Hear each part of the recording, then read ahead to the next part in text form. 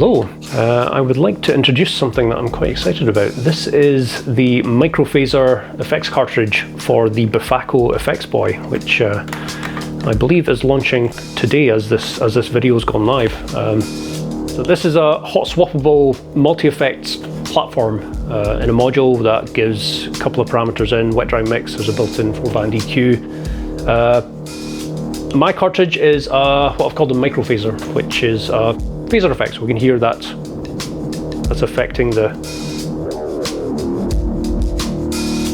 bass voice here in this patch.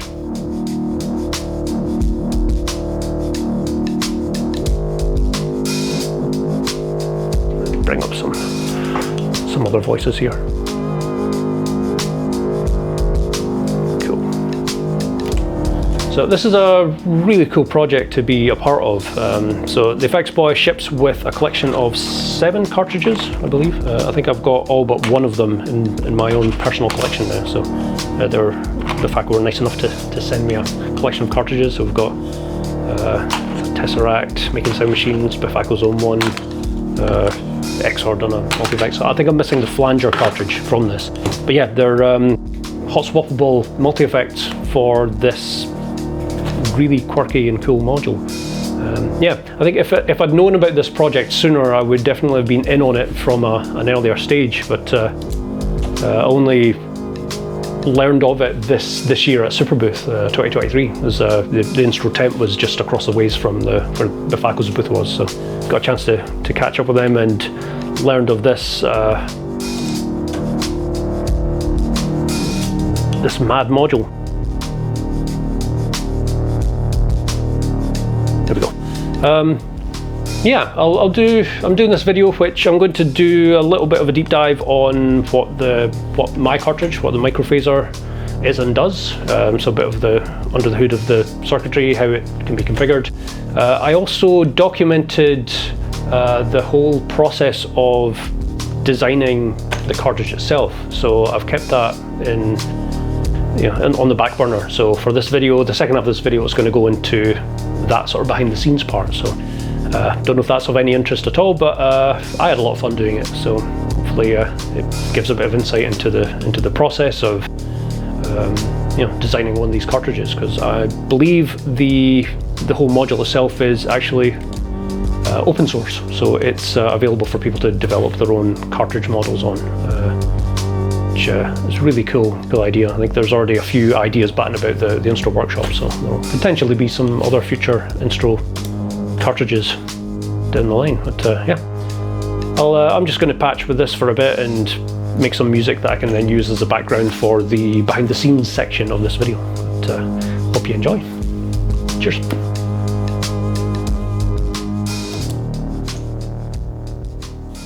So what is a microPhaser? I'm not sure. I made the term up as the name for this cartridge, so it might be something, it might not be. It is something now. What the microPhaser's circuitry is a combination of 3 one-pole all-pass filters cascaded in series. So we have a 3-pole all-pass filter circuit, which passes all frequencies of signals going through it. Yeah, I've always felt like all-pass filters sounds like a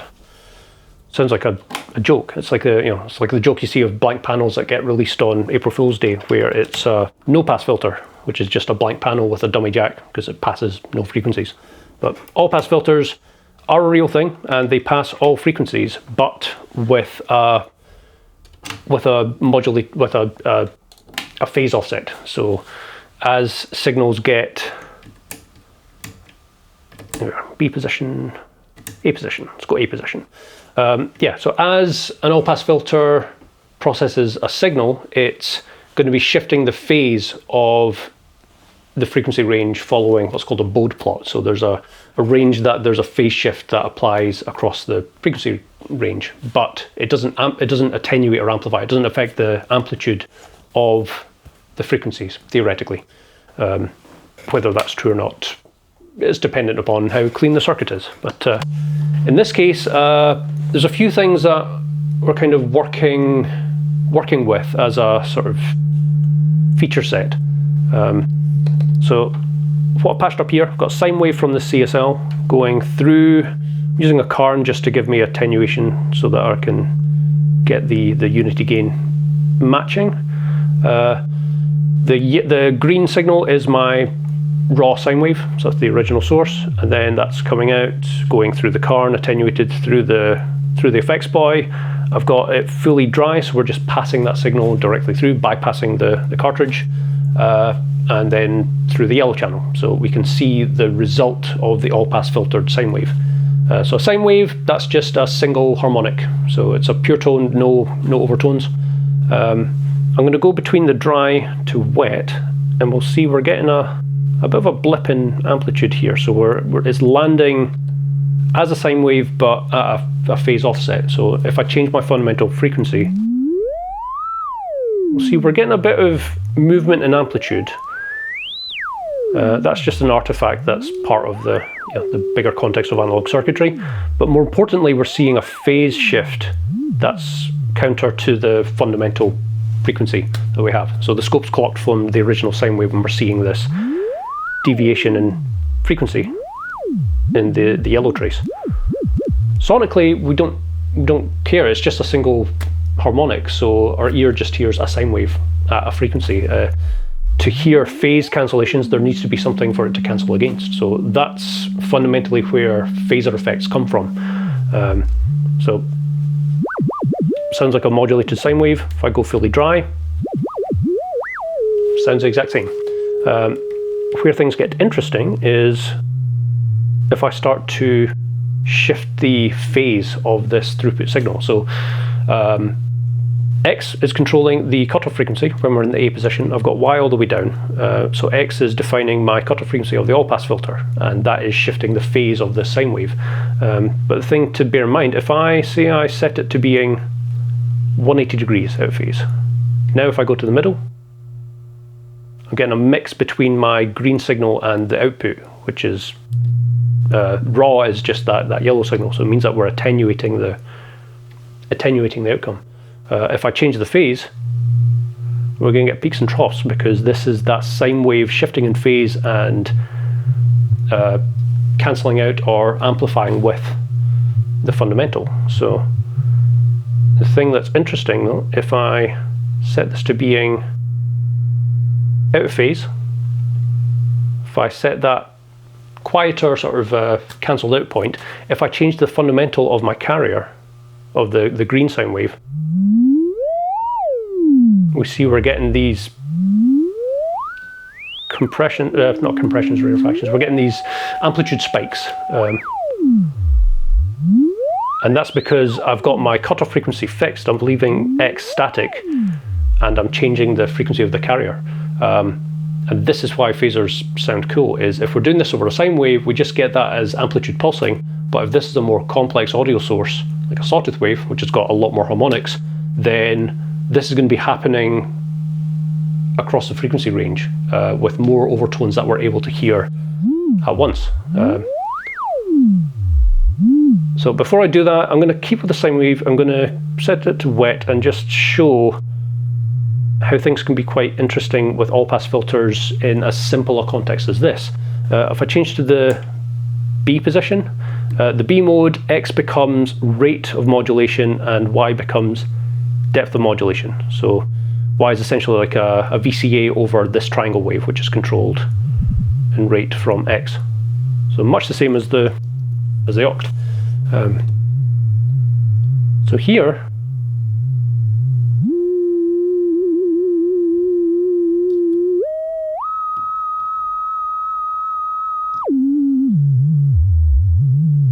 because it's just a single sine wave, I've got modulation over the pitch of the resulting signal. So audibly, this is very reminiscent of FM. And I can push it up to essentially audio rate territories.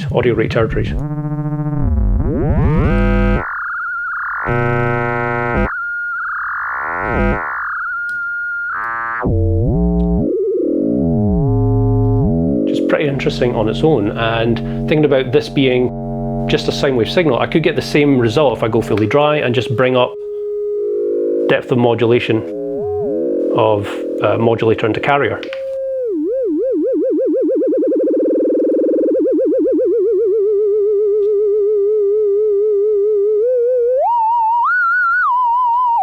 getting close to Halloween. There's a theremin sound. So this is actual FM of an LFO modulating vibrato, but if I cut that and go back to my wet signal, I can get FM type effects from all pass filtering by just shifting this sine wave. Yeah, it's weird. So let's cut this down. So I've cut my depth of modulation. I'm going to go back to A, where this mode I have control with X over the cutoff frequency. So that's my sort of like manual mode over the all pass filtering. Let's shift up to a Sawtooth wave.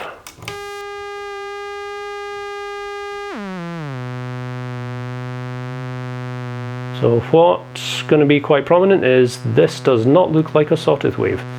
So there's a lot more going on than just the all-pass filter in this context, because we have on the FX Boy there's a built-in 4-band EQ, which is kind of the reason that I think this microPhaser circuit implementation sounds particularly good in this context, is because it's in the context of the FX Boy with this multi-band EQ, this 4-band EQ. It can be changed effects into EQ or EQ into effects, so you can change the order that the EQ is staged at. What I'm going to do is switch to a spectrum analyzer for the Sawtooth wave, get it to a point where we can clearly see our harmonic overtones, and we can hear that this is, we can hear and see on the spectrum that the peaks and troughs of that, or the different overtones are changing in amplitude. I'm going to try and match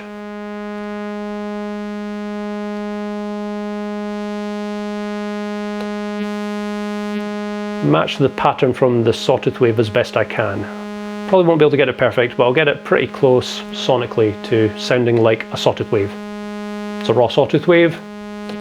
This is my slightly EQ'd, all-pass filtered Sawtooth wave.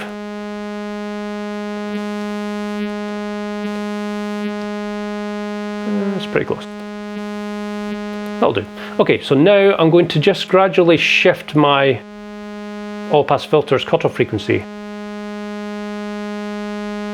And we can see, as I'm doing this gradually, we're not actually seeing much variation across the spectrum analyzer. It's staying fairly Sawtooth-like. If I play it more drastically, we'll see that sort of FM type movement of all the partials moving in parallel, like retaining their overtone structure because it's a periodic waveform. But slow moving, we don't get a lot of prominent shift in these overtones. So this is viewing it in the frequency domain on an FFT. If I change to viewing it in the time domain on the oscilloscope, you can see as I'm changing this, that's a lot of weird wave shaping going on. And this is taking that Sawtooth wave and shifting it through 720 degrees of phase. We're never going to get the true peaks of a Sawtooth wave because we've got this coloration of the EQ.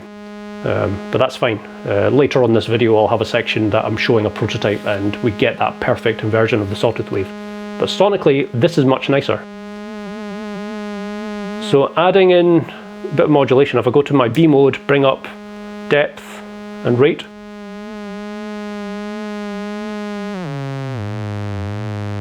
it's essentially me adding vibrato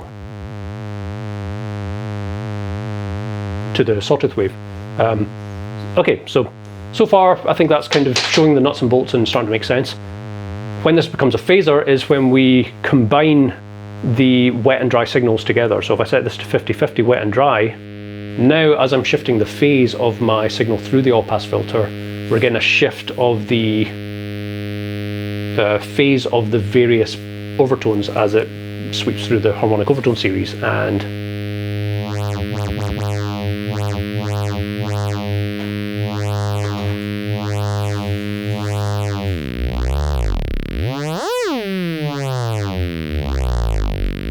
the result of this is a phaser effect.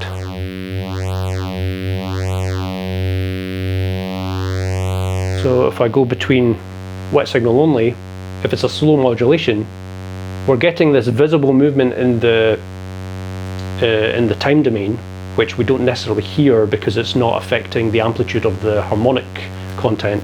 But if that's mixed with a static version, this static Sawtooth dry signal, that's where we're getting this sort of comb filtering type movement of frequency content, which is pretty cool. Okay, I think I need to let Winston in the door. You there, puppy? Come on. Good boy.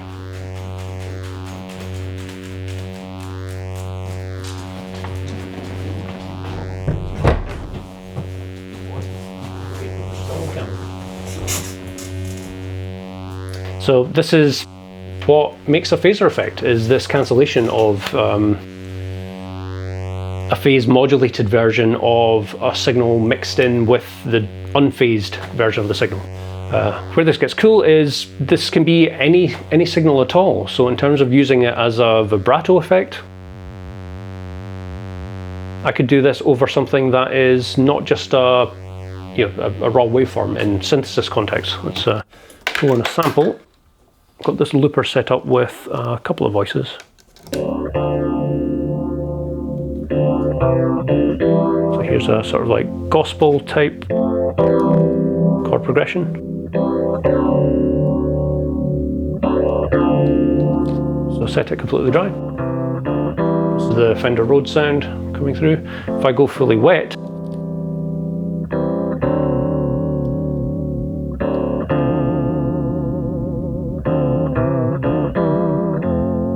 if I get that frequency to, around about that 4 to 5 hertz sort of vibrato point, it's a pretty musical sounding vibrato.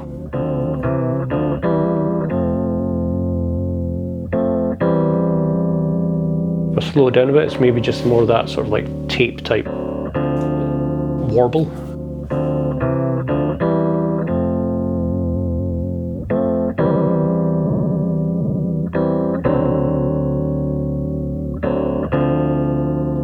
Let's go a mix of wet and dry.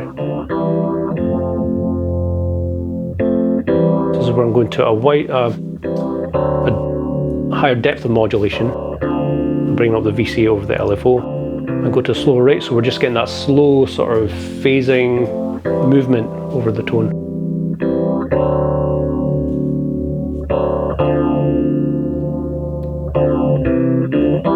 It's pretty cool. Let's try something else.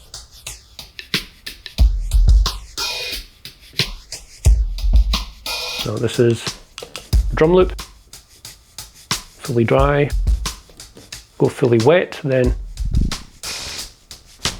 we're getting these sort of like FM type effects over it. But if I go more subtle, set it to mix of wet and dry,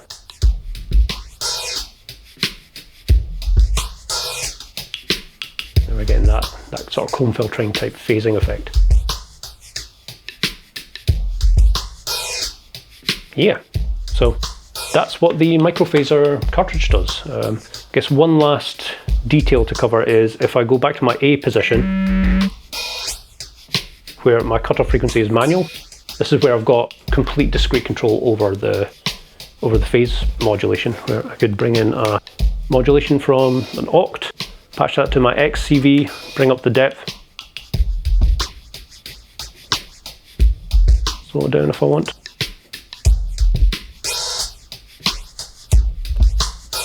So here I've got control over depth of my modulation by attenuating my CV, rates coming from the modulator itself, and I can set X to a starting cutoff frequency, so it means I've got more control over defining that starting point of where the phase cancellations might begin, which might vary depending on the audio source. So here, back to the Rhodes, I brought X down a bit and that's put it into a nicer, a fuller sounding phaser position. If I go drums, I feel like this sounds better when I have a higher starting point, so we get that crisper hi-hat type processing. So in this mode, the Y parameter now becomes resonance, which resonance on an all-pass filter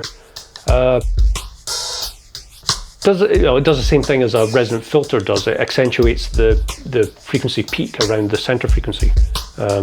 But we can get some interesting effects. I'm going to keep it on the Rhodes here. So this is more phaser type effects with wet and dry. If I go fully wet, then our modulation, if it's static, we won't hear it as any artifacts. Like it might be some slight coloration to the timbre, but it's only when there's motion of this cutoff frequency that we have an effect. If I start to bring up feedback though,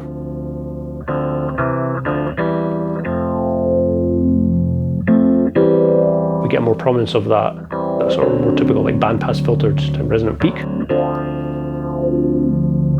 You'll see I'm only going the clockwise turn of the X parameter here.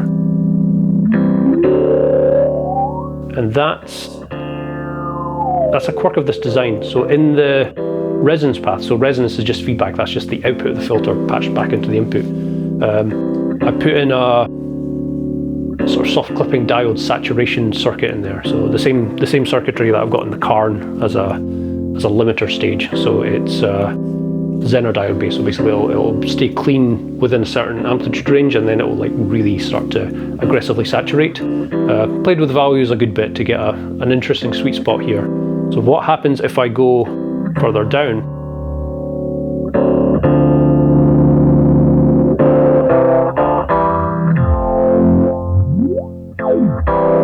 I end up with this weird sort of like double sweep over the filter. Still not entirely sure why it does this. This sort of came about through experimentation when I was sketching out the circuit and thought, I'll try that. Built one and I was like, that's actually pretty cool. Let's go to a more traditional synthesis voice. There we are. So this is a Sawtooth wave, and I've only got resonance at the 50% position. So the first peak, this is like the traditional resonant filter accentuation, but then the lower half, we're essentially getting this secondary peak, so which can really be overdriven and saturated.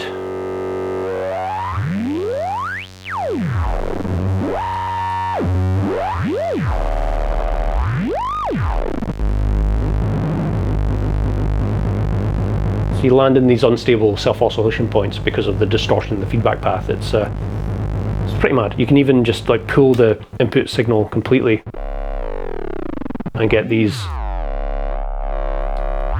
self-oscillating instabilities.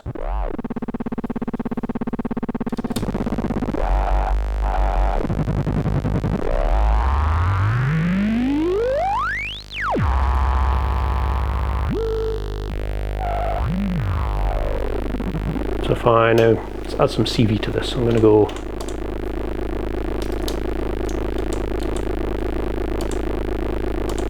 with some chaos CV from the third algorithm on the tie.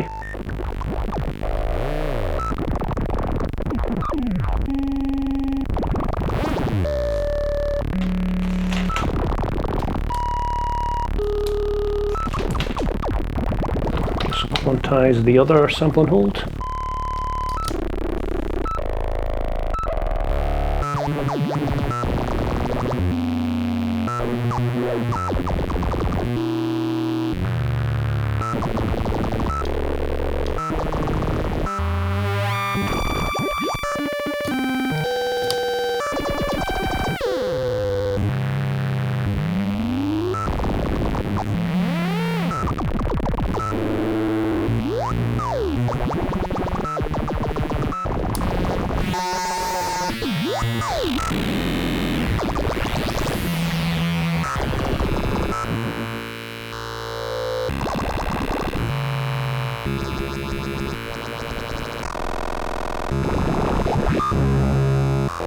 Yeah, weird stuff.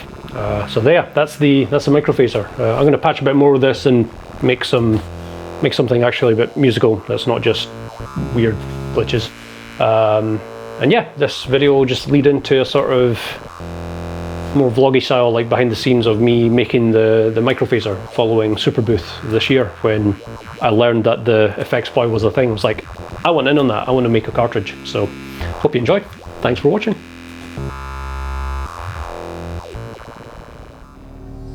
Okay, so it is currently Sunday the 21st of May, 2023. We got back from Superbooth just under a week ago.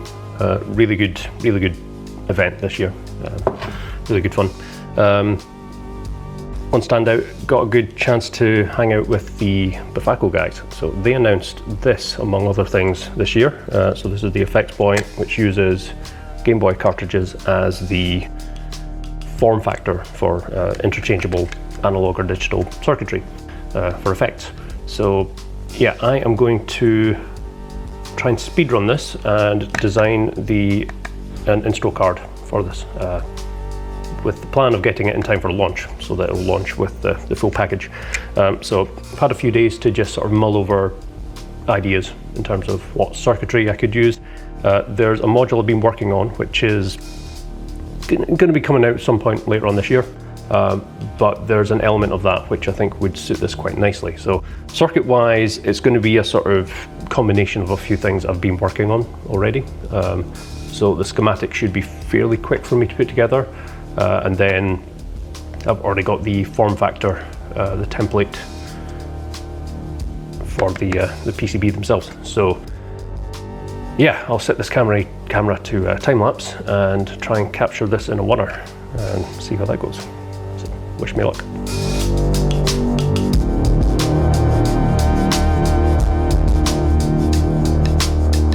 Okay, so that's pretty good progress. I think that's pretty much bang on 3 hours that I've time lapsed for.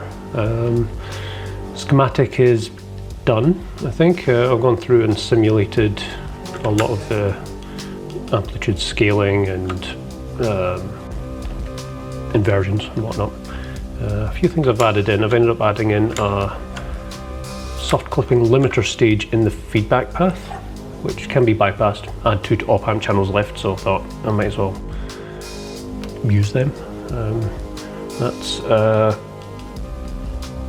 the PCB placed, or all the components placed on the PCB. I've got the power lines and ground disabled from air wires, so it's a bit neater. Yeah, so I'm going to take a break, have another coffee, walk Winston, and then trace this, and that should be our first rev prototype. So see this big doggy. That's it. We will kill it.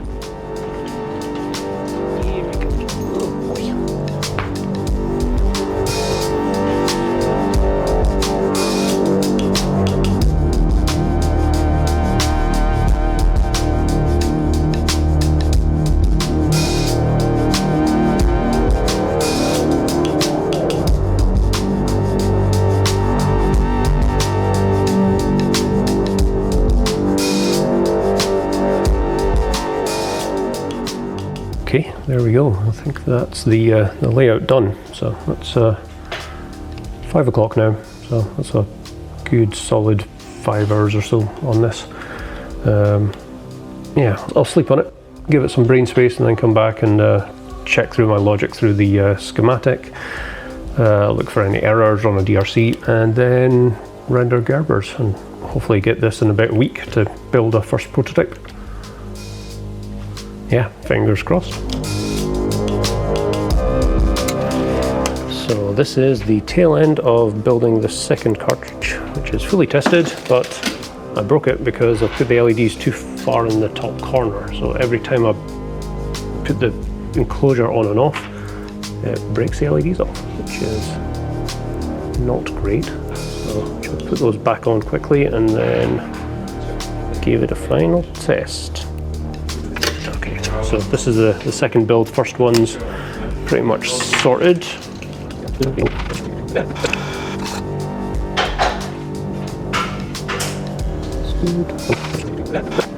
Okay, that should be good.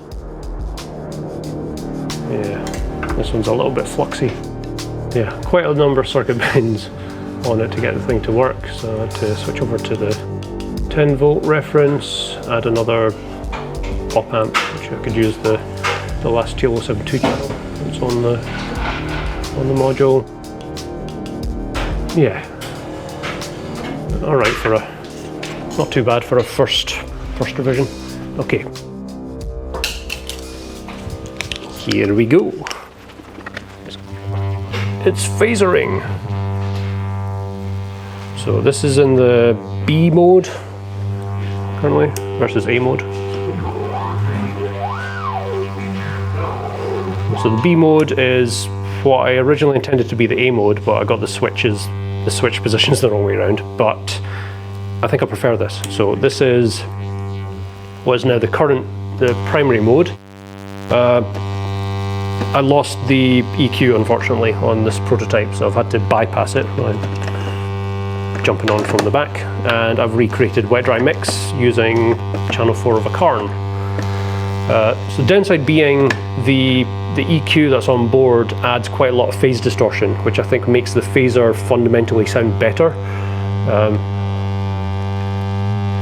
So this is actually looking a lot cleaner than it would ever look in practice. So this is A mode, where the X parameter is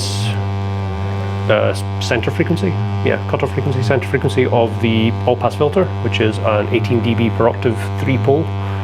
So all the way up, and that's me back to original, and then as I pull the cutoff frequency down, it swings through and lands 180 degrees out of phase.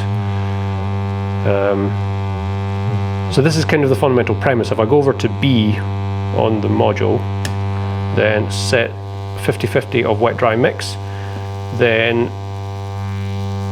X and Y are rate and depth. So you'll actually see there's LEDs on the cartridge itself. So if I bring so X is rate of modulation, so that's like just a triangle LFO. And then the Y parameter is the depth of modulation. So if I go fully wet in the signal, we'll hear it as almost like Doppler effect pitch deviation. But then when that's mixed in with dry, that's where we get that phase cancellation. So I think it will actually sound more dramatic on an actual working module with the EQ engaged, because that's going to add compounded phase distortions and modulation, which is cool. But the A setting now, we have manual control over phase, and the Y parameter brings up resonance or feedback.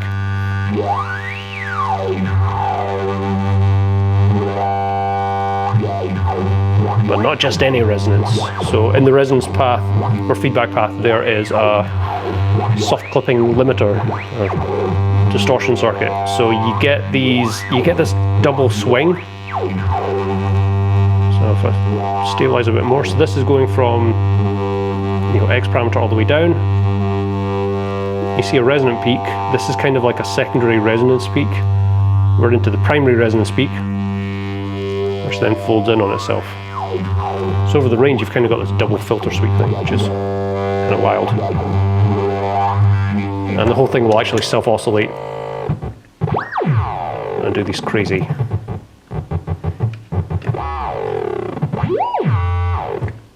rhythmic cycles and oscillations. Yeah, it gets pretty wild when you add random CV. So let's go from the tie,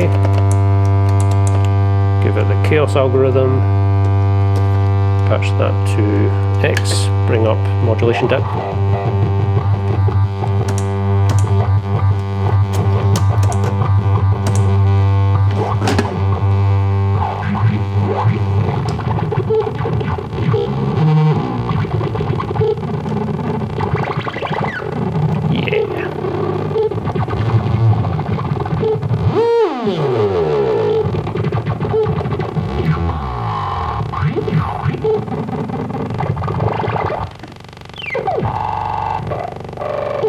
Yeah, I don't know many phasers that can do that. Cool, next step to send it to Befaco and get it done.